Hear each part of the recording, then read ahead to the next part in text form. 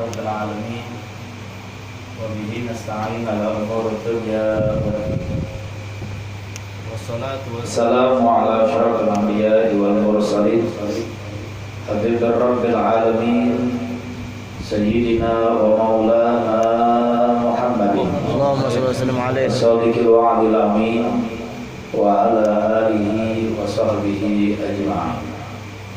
Subhanaka ya Rabb, subhanaka la ilma lana illa ma 'allamtana innaka antal alimul hakim wa tub 'alaina innaka antat tawwabur rahim wa la haula wa la quwwata illa billahil aliyyil azim.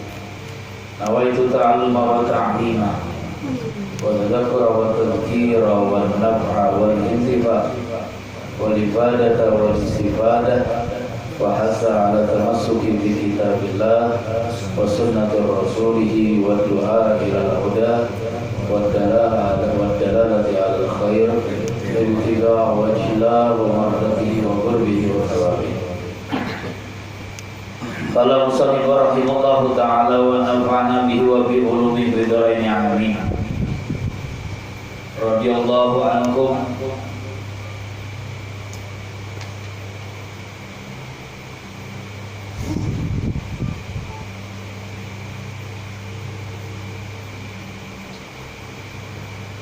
radhiyallahu ankum al-muridu man la tashtaribuhu al-aghyar wa la tasta'biduhu al-athar wa la ta'libuhu syahwat wa la tahkumu alaihi al-adat kalamuhu dhikrun wa hikmah wa sabtuhu fikrah wa ibrah yasbiqul fi'luhu wa qawlah wa yusaddiqu ilmahu amalah syiarul khusyu' wal waqar itharuhu tawadu wal inbisar yattabi'ul haqqa wa yu'thiru wa yarfudul batilu wa yunkiru yuhibbul ahyar wa yuli wa yuwallihim wa yubghidul asrar wa yughad wa yu'addihim hubruhu ahsanu min habrihi wa mu'asharatuhu atiyatu bin dhikrih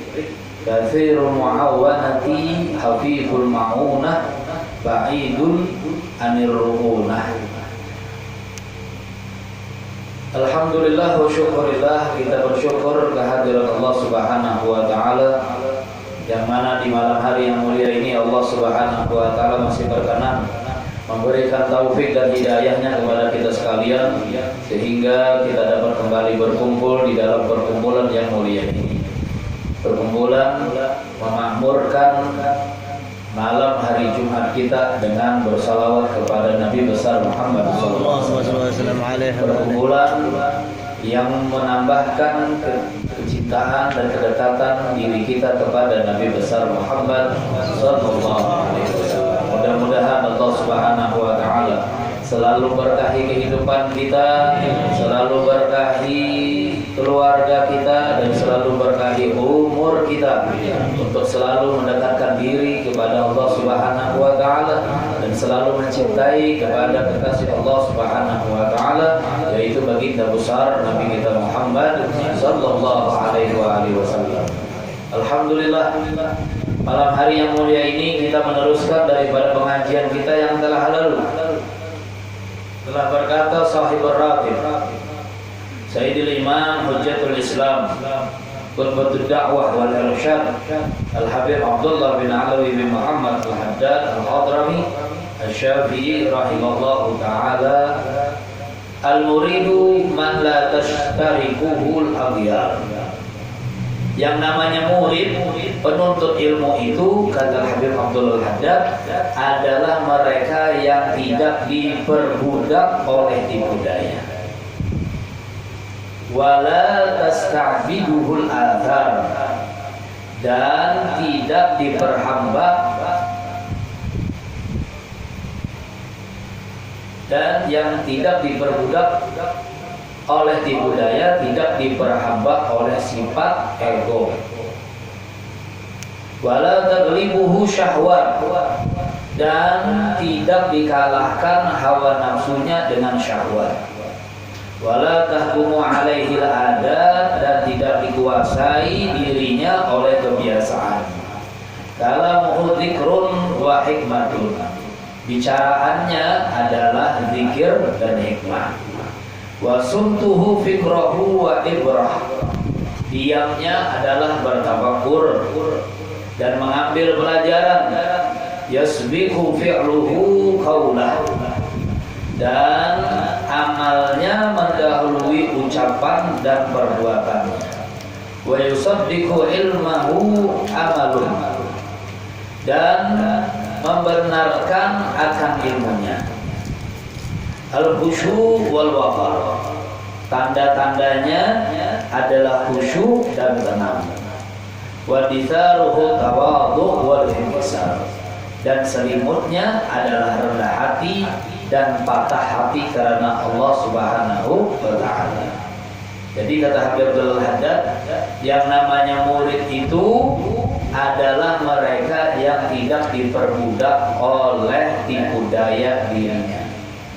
Jadi seorang murid, seorang penuntut ilmu agama, dia tidak mudah diperbudak oleh tipu daya dirinya sendiri. Jadi dia bisa melawan hawa nafsunya. Melawan hawa nafsu, kalau hawa nafsunya menyuruh kepada perbuatan yang tidak baik, dia lawan dengan menentang hawa nafsu itu untuk berbuat baik. Nah, itu. Jadi tatkala hawa nafsu memerintahkan dirinya untuk tidak mau bermalas-malasan untuk menghadiri ilmu agama, nah di saat hawa nafsunya menyuruh kepada dirinya untuk malas, dia rajin, dia semangat. Itu ngarannya seorang murid. Ya, tidak tertipu daya dan tidak diperbudak oleh hawa nafsunya. Jangan musim panas alasannya panas, musim dingin alasannya dingin, musim panas alasannya ada nyaman keluar rumah karena panas, musim hujan pulang tambah pulang. Nah, ini hawa nafsu yang dicoba, ya, hawa nafsu yang dicoba. Menang tidak tipu dayanya hawa nafsu kita dan diri kita. Kalau diri kita mau menang, jangan mau diperbudak oleh nafsu. Wala tasta'in wala tasta'biduhul athar. Dan tidak diperhamba oleh sifat ego, hendak mau menang sendiri. Jadi seorang murid itu, seorang penuntut ilmu agama itu, dia tidak mau diperhamba oleh sifat mau menang dirinya sendiri. Tidak. Dia lebih menerima kalau ada orang yang ingin membenarkan kepada dirinya. Gitu. Jadi ada mempertahankan sifatnya yang tidak baik. Gitu. Tidak mempertahankan sifat kebenarannya walaupun dia benar, maka dia akan mencari yang lebih baik daripada yang dibenarkan oleh dirinya. Wala taghlibuhu syahwat, dan dia tidak dikalahkan oleh syahwat dirinya sendiri. Nah itu. Jadi jangan sampai kalah dengan syahwat. Gitu. Syahwat ini selalu menjurus kepada perbuatan yang tidak baik. Jadi kalau perbuatan yang tidak baik itu syahwat. Nah, syahwat itu ada yang menyuruh kita berbuat baik, ada yang menyuruh kita tidak melaksanakan perbuatan baik. Kalau dia menyuruh kita untuk berbuat baik, maka di saat itu tunjukkan perbuatan kita yang baik. Kalau sudah ada geretakan hati untuk melaksanakan ibadah, maka jangan ditunggu-tunggu lagi, laksanakan. Itu ngarannya menantang hawa nafsu. Nah, tapi kalau sudah bergeretek hati keinginan ada untuk ibadah, tapi tatkala keluar hati ingin untuk ibadah, kita perlambat-lambat, akhirnya hawa nafsu yang baik tadi, syahwat yang baik tadi kalah. Dengan apa? Dengan godaan-godaan hawa nafsu yang tidak baik. Maka itu harus memilih kira-kira mana yang baik, mana yang tidak baik. Gitu.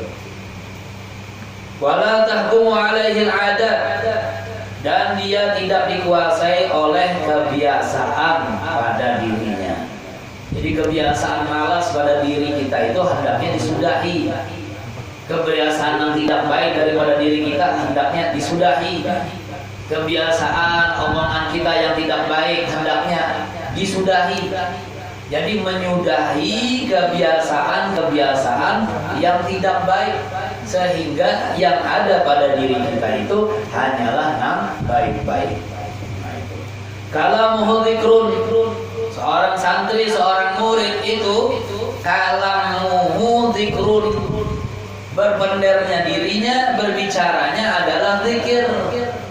Jadi dia itu tidak lepas dengan zikir, menyebut dan mengagungkan Allah Subhanahu wa taala. Berzikir terus. Itu. Wa hikmah, dan pembicaraannya juga hikmah. Itu. Ada banyak berbicara, tapi sekali berbicara menyejukkan orang, menenangkan orang lain, memperbaiki orang lain. Bukan seperti orang yang jauh daripada ilmu, setiap berbicara menyakitkan hati orang lain. Padas benar benar, nggak pernah nang keluar itu baik. Sedikit aja benar, tapi pak padas, itu ngeri. Jangan sampai kayak itu. Lebih baik tidak banyak berbicara, tapi sekali berbicara yang keluar baik-baik. Karena semua kita ini dituntut untuk memberikan yang baik kepada orang lain. Sebagaimana kita juga berharap orang lain memberi yang baik-baik lawan kita juga. Itu. Sebagaimana kita tidak mau diberi orang yang kada baik, nah kita pun jangan memberikan kepada orang lain yang tidak baik. Kita kira-kira mau dah diberi orang yang tidak baik. Kalau kita tidak ingin diberi orang yang baik, berarti kita harus memberi orang yang baik. Gitu. Maka itu jangan sarik dan jangan marah kalau ada orang memberikan yang tidak baik karena ulah kita yang tidak baik. Maka itu biasakan memberi yang baik. Itu. Jangan memberi yang tidak baik. Kalau punya yang baik, keluarkan yang paling baik. Jangan yang sedikit aja baiknya. Jangan. Berikan yang baik. Nah, kalau ada orang datang ke rumah kita, kita bisi apa? Itu. Beri yang baik. Itu kan. Jangan memberi orang yang bakas-bakas. Yang tidak baik, iya kan? Nah, itu. Tamu datang, taunya diberi yang tidak baik. Nah, tamunya curiga apa? Tamunya apa? Kecewa. Nah, kita pun nanti akan seperti itu juga. Kalau kita datang ke rumah orang, diberi orang yang tidak baik juga. Itu. Kama tadinu udan. Sebagaimana seseorang, kata Nabi Muhammad SAW, dia berhutang maka dia yang akan wajib membayar hutangnya. Gitu. Jadi jangan hendak memberi yang tidak baik. Gitu. Kalau mau memberi itu usahakan yang baik. Nah, itu. Kalau keadaan yang baik, ya sudah yang seadanya aja. Gitu. Tapi usahanya yang baik. Nah, itu. Wasumtuhu fikruhu wa ibratun. Dan diamnya adalah bertafakur. Fikruhu wa ibratun, dan mengambil pelajaran. Jadi kalau dia berdiam, dia bertafakur. Kalau dia berdiam, dia mengambil pelajaran. Nah, orang yang baik itu dia berdiam aja, tapi banyak berbeda, tapi mengambil pelajaran. Tatkala ada orang yang bercakur, tatkala ada orang yang berkelahi, dia berdiam aja. Tapi apa? Mengambil pelajaran daripada orang yang bertikai. Itu. Jadi banyak-banyak ngambil pelajaran, karena hidup ini harus belajar. Itu. Belajar itu bukan hanya ya dengan seorang guru, tapi belajar itu juga dari pengalaman. Ya, seperti orang kita mengatakan apa? Pengalaman itu adalah guru yang paling berharga. Nah, kalau sudah pengalamannya naik pohon, gugur sampai patah tangan, jangan lagi naik pohon. Pengalaman sudah gugur sakit, ya kan? Nah, itu. Kalau pengalaman sudah berkendaraan, singlajuan, ngebut, gugur, tercium aspal, jangan lagi. Sudah tahu rasanya, jangan lagi.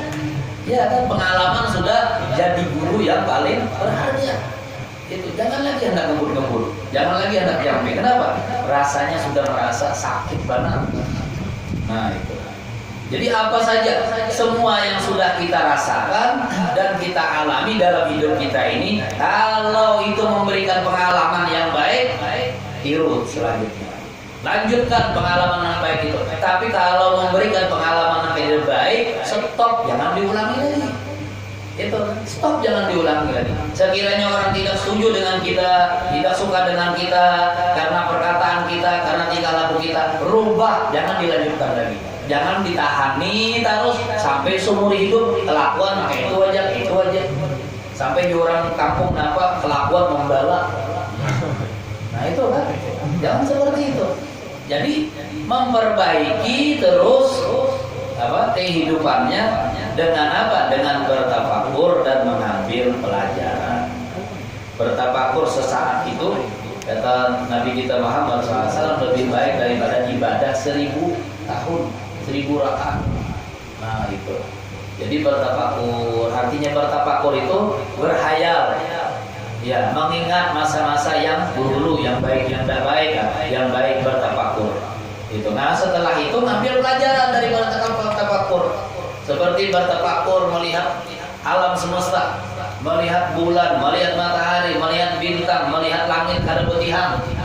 Ya kan bertafakur. Selesai bertafakur melihat kekuasaan dan kemampuan Allah Subhanahu wa taala menciptakan dunia, bertafakur bahwasanya kita ini kecil di hadapan Allah Subhanahu wa taala. Jangan hendak merasa yang paling hebat di hadapan Allah Subhanahu wa taala. Yasbiqu fi'lahu qaulahu. Itu. Amalnya mendahului ucapannya. Jadi amal perbuatannya mendahului ucapannya. Jadi dia beramal dulu sebelum ucapannya. Bekerja dulu, melakukan kebaikan dulu, baru ucapannya. Nah itu.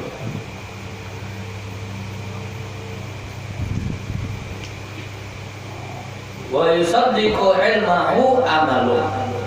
Dan perbuatannya membenarkan akan ilmunya. Jadi kelakuannya itu membenarkan akan ilmunya. Nah itu. Jadi mendahulukan ucapan daripada perbuatan, kemudian membenarkan akan ilmunya perbuatannya.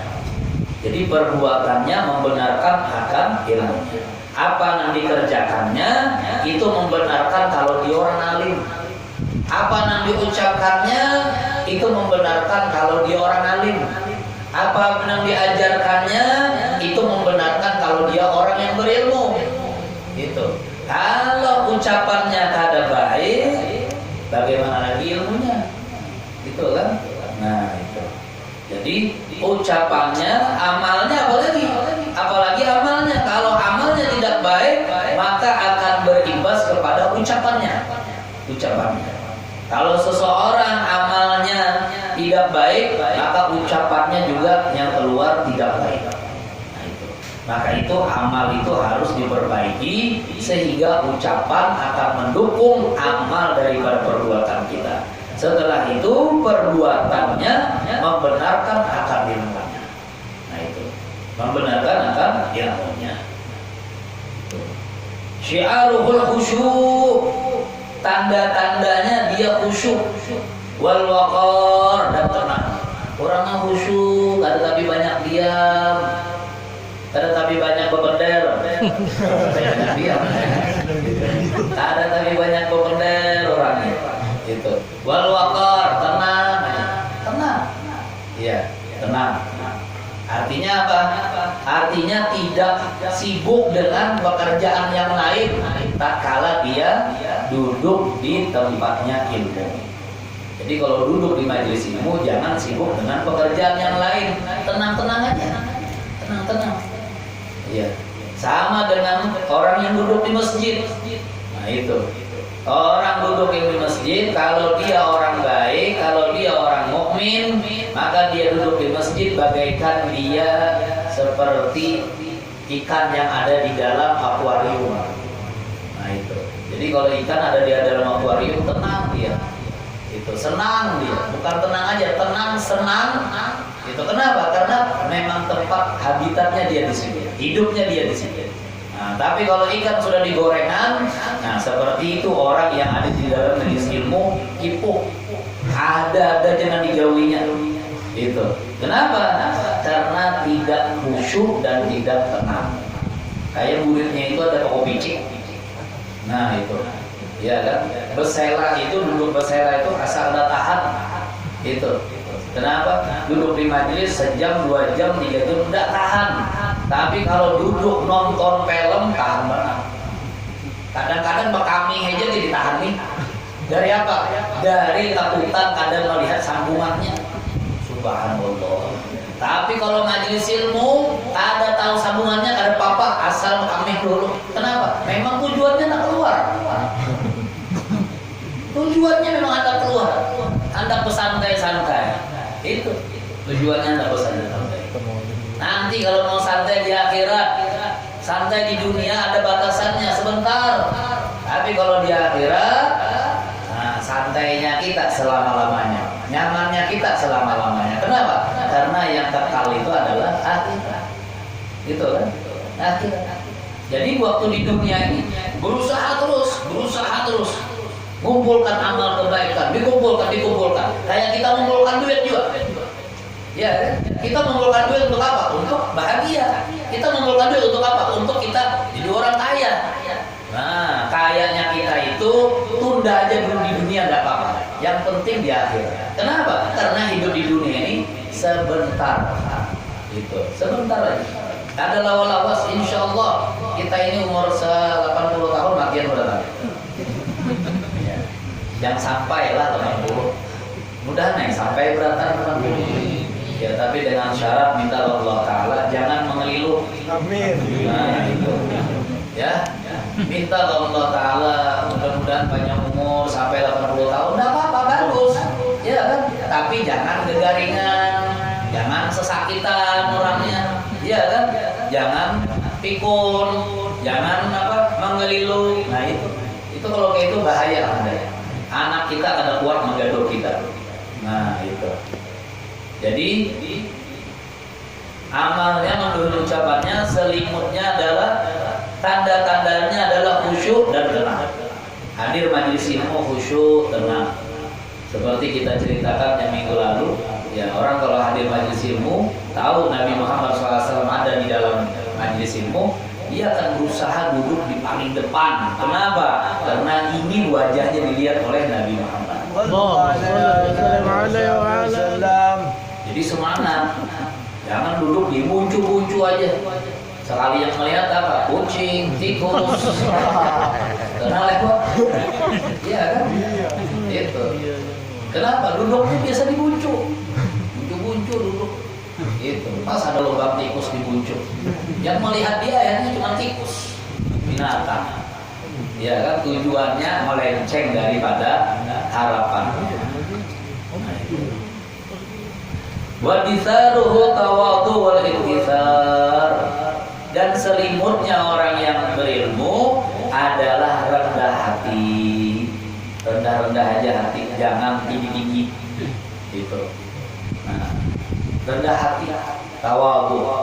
Nah, tawadhu ini besar cakupannya, ya, rendah diri kepada sesama manusia, rendah diri kepada Allah Subhanahu wa Ta'ala, rendah diri kepada semua makhluk Allah Subhanahu wa Ta'ala. Itu rendah diri, itu selimutnya. Itu wal inkisar, dan patah hati karena Allah Subhanahu wa Ta'ala. Artinya apa? Ya, hatinya itu patah hati kalau dia telah untuk berbuat baik kepada Allah Subhanahu wa Ta'ala, patah hati dia. Itu. Seperti ceritanya ada guru kita Al-Habib Umar bin Muhammad bin Salim bin Hafid, Al-Habib Muhammad bin Abdullah Al-Haddad. Guru beliau, guru Al-Habib Umar sekaligus mertuanya Al-Habib Umar. Itu, mertuanya Al-Habib Umar. Itu. Waktu beliau dicaci maki di masjid, lagi ngajar di masjid, tahu-tahu ada orang datang, nyaci maki beliau panjang lebar, gitu, disambati panjang lebar, gitu. Selesai disambati oleh orang, semua masjid orang tahu. Habis itu selesai acara mengajian, balik ke rumah. Sampai balik ke rumah, tahu-tahunya sampai balik ke rumah nangis. Istrinya terkejut, istri sini. Kenapa menangis? Itu tadi disambati orang macam-macam. Ya, di masjid disambati orang macam-macam. Ujar istri sini, jujur dah yang disambati itu. Ya semuanya ada yang benar. Loh, terus kalau tidak ada yang benar, kenapa kau menangis? Ya bini Sidin tuh. Kenapa menangis? Ya kata Habib Abdul Muhammad bin Abdul Al-Haddad, beliau mengatakan, aku ini menangis karena aku telat memberikan maaf kepada orang yang mencaci maki itu tadi. Sudah jauh berjalan dari masjid ke rumah. Coba aku tadi memaafkan dia tuh yang mencaci makiku tadi tuh. Tak kalau aku berada di hadapannya, pahalanya banyak banget. Ya kan, dari jalan ke rumah sampai ke rumah, dari masjid sampai ke rumah, berapa banyak pahala yang aku dapatkan. Jadi sejarah intisar dulu. Sebab sahabat hati itu karena karena telat memaafkan kesalahan orang lain. Nah ini sekarang ini di zaman kita ini seperti itu banyak. Ya, orang yang kadang mau memaafkan orang lain itu sampai berhari-hari, sampai berbulan-bulan, sampai bertahun-tahun. Akhirnya apa? Stop kebaikan yang akan diberikan oleh Allah, stop gara-gara apa? Gara-gara itu. Coba dia begitu dicaci maki orang, langsung memaafkan, selesai. Setelah itu jangan sampai ke rumah dapat pahala terus. Kenapa? Pahala memaafkan orang. Nah itu Sayyidina Hasan radhiyallahu anhu, Sayyidina Hasan bin Wahbah, Sayyidina Hasan bin Ali bin Abi Thalib binti Fatimah Zahra, cucu Nabi kita Muhammad sallallahu alaihi wasallam. Itu Sayyidina Hasan, kakak daripada Sayyidina Husain. Itu. Tak kala beliau diracuni oleh istrinya, karena istrinya terpengaruh oleh bisikan-bisikan orang kafir yang menyuruh meracuni beliau, suaminya. Berharap diberikan waktu itu 1000 dirham dinar. Itu hadiahnya 1000 dinar. Karena terpengaruh dengan hadiah yang banyak, akhirnya mau meracuni laki seorang. Gitu. Siapa suaminya? Suaminya cucu Nabi Muhammad SAW.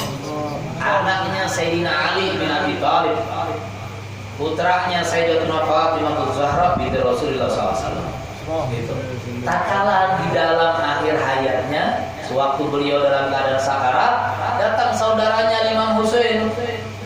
Imam Husain, adik beliau, datang kepada Imam Hasan. Sayyidina Husain berkata, wahai saudaraku Hasan, itu, tolong beritahu kepadaku siapa kira-kira yang engkau curigai yang memberimu racun di dalam makananmu ini. Siapa kira-kira? Gitu. Tolong beritahu aku, kira-kira firasatmu yang kau curigai siapa kira-kira? Di dalam rumahmu ini siapa kira-kira? Terus Sayyidina Hasan langsung memegang tangan Sayyidina Husain, adik beliau, seraya mengatakan, ujar beliau, kalau benar ada yang kucurigai, terus kamu apa?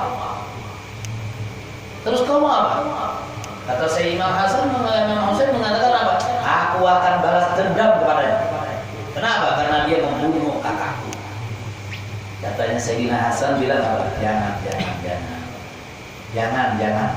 Kalaupun benar firasatku menjatuhkan, kecurigaanku itu menjatuhkan kepada seseorang yang ada di dalam rumahku ini, dia pelakunya, atau kalau benar firasatku dia pelakunya, cukup kata Sayyidina Hasan, yang akan mengganjarnya, yang akan membalaskannya adalah Allah Subhanahu wa taala. Tidak perlu engkau. Kenapa? Karena Allah Subhanahu wa taala punya azab yang sangat pedih, yang sangat berat kepada orang itu. Tak usah kamu. Kenapa? Allah yang balaskan nanti. Itu. Percayalah dengan Allah. Nah itu. Sampai seperti itu. Kata beliau, tidak perlu kau membalaskannya. Cukup kalau benar apa yang kufirasatkan, apa yang kucurigai orang itu memang pelakunya, maka aku maafkan orang itu dan biarkan Allah Subhanahu wa taala yang akan membalas. membalaskan. Jadi kalau kita percaya Allah itu maha kuasa, maha membalas segala kebaikan dan kejahatan, cukup serahkan kepada Allah. Orang berbuat jahat kepada kita, serahkan kepada Allah. Cukup, Allah nanti akan membalasnya. Kalau Allah yang membalasnya, Allah akan hinakan orang itu sampai sehina-hinanya. Tapi kalau kita membalas, ada selesai perkara, ya kan? Nah seperti itu. Jadi kata Sayyidina Hasan, cukup aku serahkan yang membalas akan perbuatan orang yang meracuni aku ini kepada Allah Subhanahu wa Ta'ala. Tidak ingin membalas kepada perilaku orang tersebut. Nah itu. Jadi intisarnya, patah hatinya karena tidak bisa cepat berbuat kebaikan. Nah itu sampai seperti itu. Jadi kalau kita tidak bisa berbuat kebaikan, nah itu patah hati kepada Allah. Kenapa patah hatinya? Karena ada dapat rahmat dari Allah dan tidak dapat pahala dari Allah Subhanahu wa Ta'ala. Maka itu biar cepat dapat pahala, biar cepat dapat kebaikan dari Allah. Begitu ada orang berbuat terbaik dengan kita, maafkan langsung. Jangan sampai menunggu bulik. Itu kan? Seperti dengan dengan Ibrahim bin Adham radhiyallahu anhu, tatkala dipukuli oleh orang di tengah jalan, orang itu bertanya kepada Ibrahim bin Adham, tolong katanya tunjukkan di mana tempat di daerahmu sini, tempat yang tenang, yang menyenangkan, kira-kira di mana? Ibrahim bin Adham, orang wali, ditanyai orang tempat paling tenang, dibawakan sama Ibrahim bin Adham, sini, tempati saya. Tunjukkan ke kuburan. Nih kuburan nih. Tempat yang paling tenang kalau ente mau. Orang yang ditunjukkan tadi marah, kurang ajar ente. Maksud anak itu biar anak bisa bertenang di situ. Iya kata Ibrahim, kalau kau mau tenang di kuburan. Tenang ente. Tidak bakal ada orang mau ganggu ente dah. Selama-lamanya kalau ente masuk dalam kubur, tidak mau ada orang yang ganggu ente. Siapa? Datangi aja orang ketakutan. Iya kan? Itu apalagi ganggu ente. Tenang, paling tenang, tempat paling tenang kuburan. Marah orang itu, dipukuli Ibrahim bin Adham sampai patah hidungnya. Allah. Itu. Sudah berlalu orang ini memukuli Ibrahim bin Adham sampai berdarah-darah. Tahu-tahunya orang ini yang memukuli ini datang ke negerinya Ibrahim bin Adham ini ingin mencari Ibrahim bin Adham. Disuruh oleh gurunya. Gurunya menceritakan, kalau kau datang berangkat ke negeri sana itu, tolong kalau kau ketemu dengan Ibrahim bin Adham, minta doa kepadanya. Takut sama orang yang namanya Ibrahim bin Adham di kampung ini siapa? Biar orang tuh nang ikan pokoli itu sampai berdarah. Oh dia orangnya. Ya Allah. Orangnya sudah patah hidungnya. Itu. Subhanallah. Dipukuli habis sama orang itu. Habis itu orang itu minta maaf sama Ibrahim bin Adham.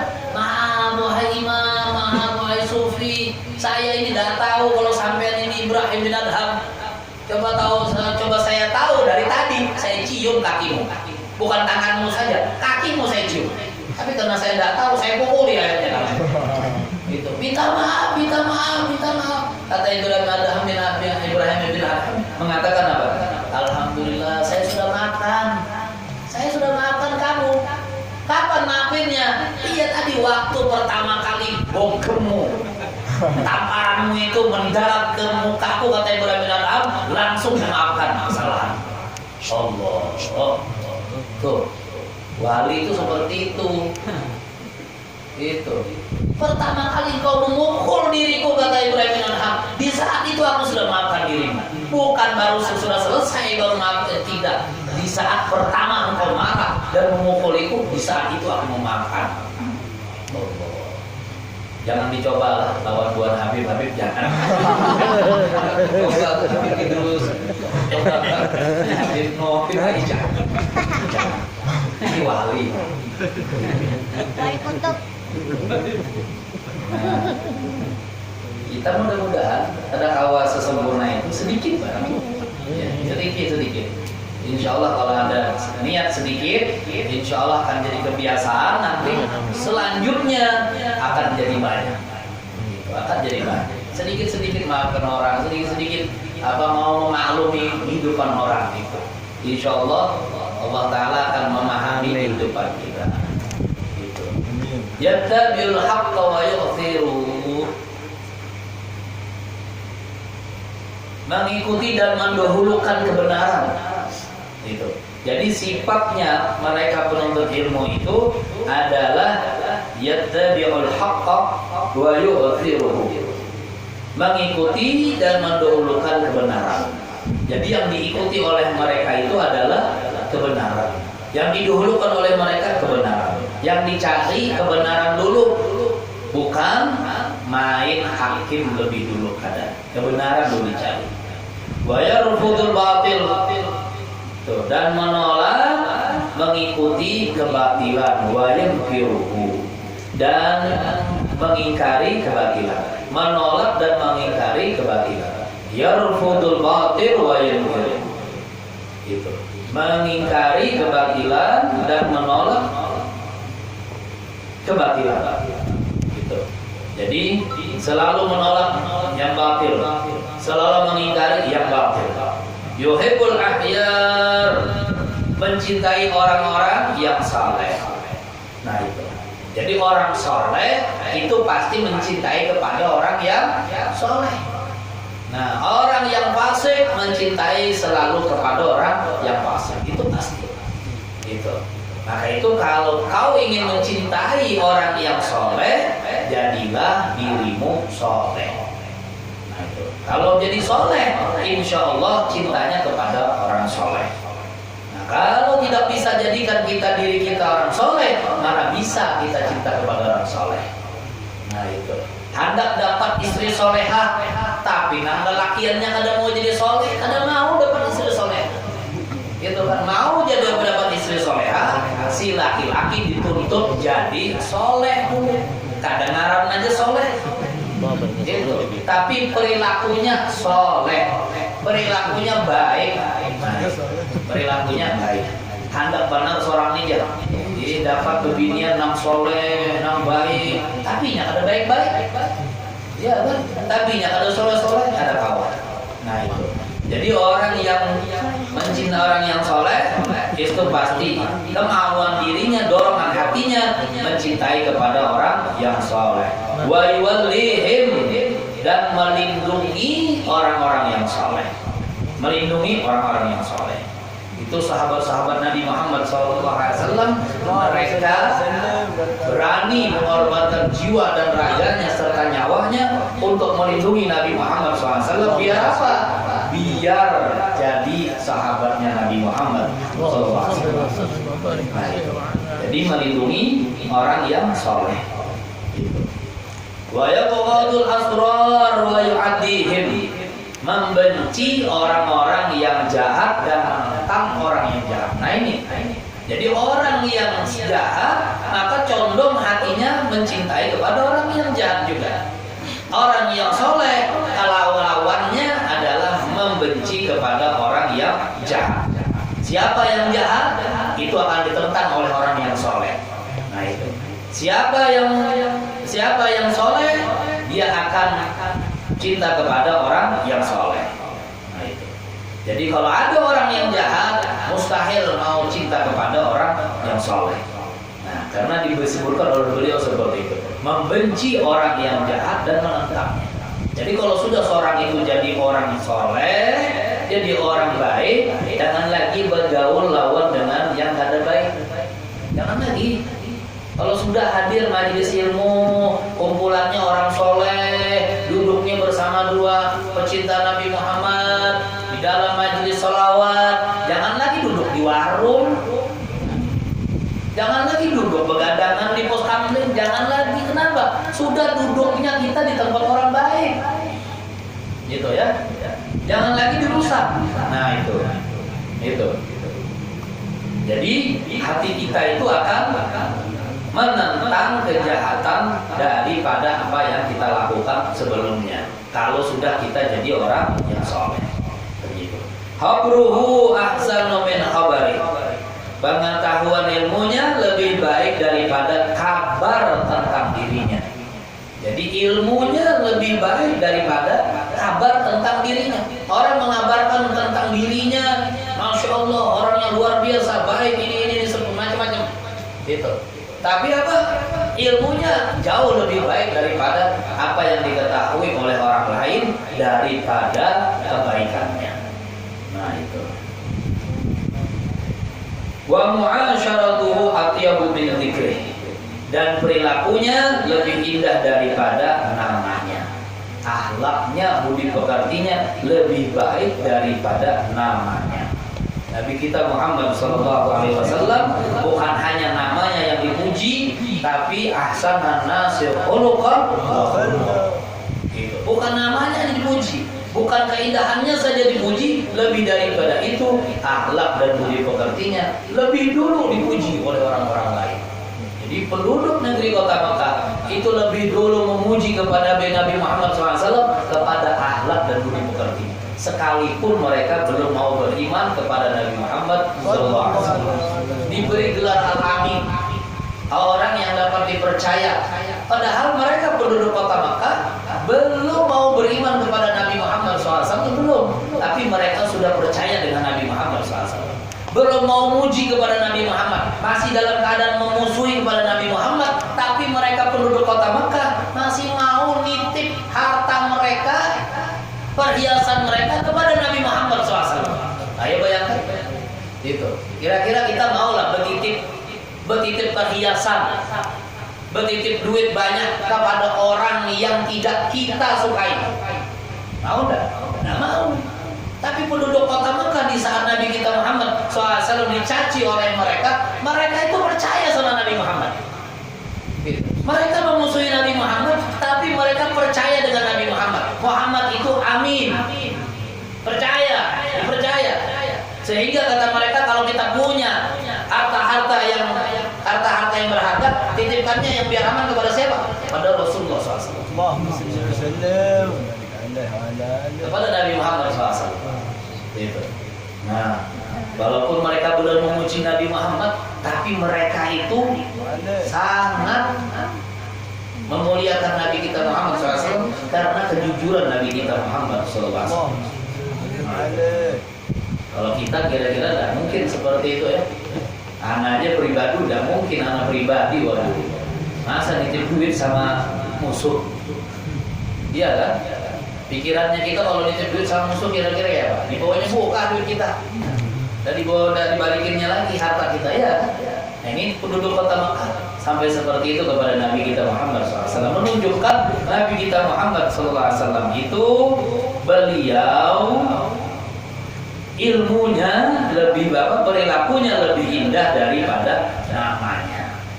Nah itu. Jadi kita pun juga berusaha untuk menjadikan perilaku kita lebih baik daripada sekedar nama kita. Nah itu. Jadi perilaku, berusaha untuk memperbaiki perilaku agar apa? Agar nama kita juga jadi baik. Kalau perilaku kita baik, yang baik bukan hanya nama kita, tetapi nama orang tua kita dan keluarga kita. Orang tentu takut anak siapa itu, keluarga siapa itu. Nah itu kan takut orang semuanya. Gitu. Jadi sehingga yang baik-baik itu dinisbatkan kepada orang tua kita dan keluarga kita. Gitu. Katsirul ma'unah. Gitu. Orang yang baik itu juga perilakunya banyak menolong orang. Katsirul ma'unah. Banyak menolong orang lain. Ada kawan perlu pertolongan, ditolong sama dia. Hafiful ma'unah. Sedikit persediaan makan yang ada di rumahnya. Gitu. Jadi setiap hari dia makannya cukup hanya hari itu saja. Yang besok lain lagi nanti rezekinya. Nabi Muhammad seperti itu. Dan para aulia seperti itu. Kalau sudah makan dihabiskan hari ini. Jangan ninggalin besok. Besok nanti lain lagi rezekinya. Seperti itu. Ya. Yakin dengan apa yang dikatakan oleh Allah Subhanahu wa taala dalam Al-Qur'an. Firman Allah menyatakan, "Wa ma min dabbatin bil ardi illa 'alallahi rizquha." Tidak ada satu orang pun makhluk yang melata di atas dunia ini terkecuali rezekinya ditanggung oleh Allah Subhanahu wa taala. Percaya kan? Itu. Kalau percaya dengan Allah yang menanggung rezeki kita, sudah, untuk besok lain lagi nanti. Itu untuk besok lain lagi. Itu sama Habib Muhammad bin Husain Al-Aidrus radhiyallahu Surabaya, Habib Neon, Habib Muhammad bin Idrus Habib Muhammad bin Husain al-Idrus itu, Habib Neon, itu beliau setiap malam tidak mau ada di kantong gamisnya, di kantong jubahnya ada masih tertinggal duit harta, tidak mau. Kenapa? Karena kalau masih ada duit di kantong bajunya, beliau tidak bisa tidur malam. Jadi rezeki hari ini harus dihabiskan, harus dibagikan seberapa. Gitu. Untuk besok lain lagi. Nah itu. Allah. Mudah-mudahan kita tahu apa itu ya. Maka bisa karena hari ini untuk hari ini juga. Gitu. Nah, mereka para aulia bisa seperti itu. Justru kalau kada habis dan bisa tidur. Kalau kita kebalikannya, justru habis. Kalau kada ada bisa kada aulia. Nah, itu kita ya. Nah, sudah jauh pergeserannya dari mulai beliau sampai kepada kita sebenarnya. Hafiful ma'unah, ba'idun 'anil ru'unah, dan jauh dari segala kotoran-kotoran hati. Nah, ini jauh daripada segala kotoran-kotoran hati. Berusaha untuk memperbaiki hati. Jangan pernah mau hasut kepada orang lain. Jangan pernah mau dengki kepada orang lain. Berusaha memperbaiki hati. Ya, perbaiki hati semampu kita. Itu memang sulit.